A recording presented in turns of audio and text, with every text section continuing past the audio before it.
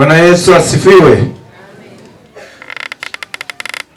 Ndugu waombolezaji wenzangu, mabibi na mabwana, asalamu alaykum.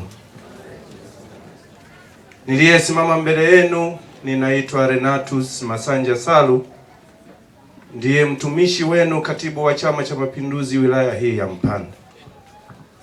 Kwa masikitiko makubwa, Chama cha Mapinduzi wilaya ya Mpanda tukiongozwa na mwenyekiti wetu ndugu Joseph Anset Luamba, tumepokea kwa masikitiko makubwa juu ya kifo cha mzee wetu mzee Nguruchuma.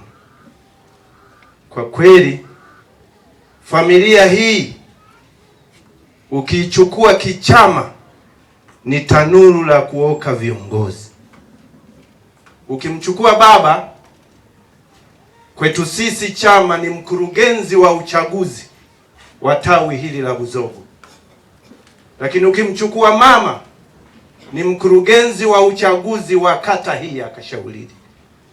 Kwa hiyo ni imani yetu hili ni tanuru, familia hili ni tanuru. Lakini tunajifunza nini kwa mzee huyo aliyelala leo?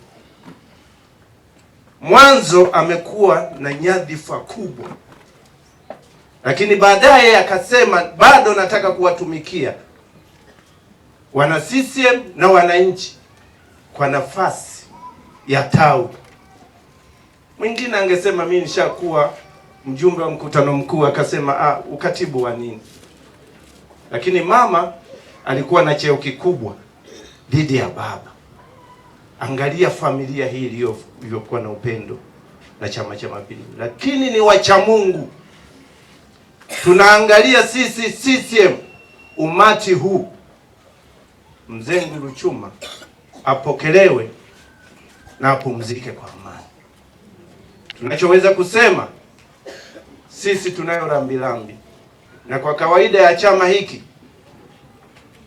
ngazi ya mkoa wako hapa, tunayo rambirambi ngazi ya kata, tunayo rambirambi ngazi ya wilaya, na pia tunayo rambirambi ya ngazi ya mkoa.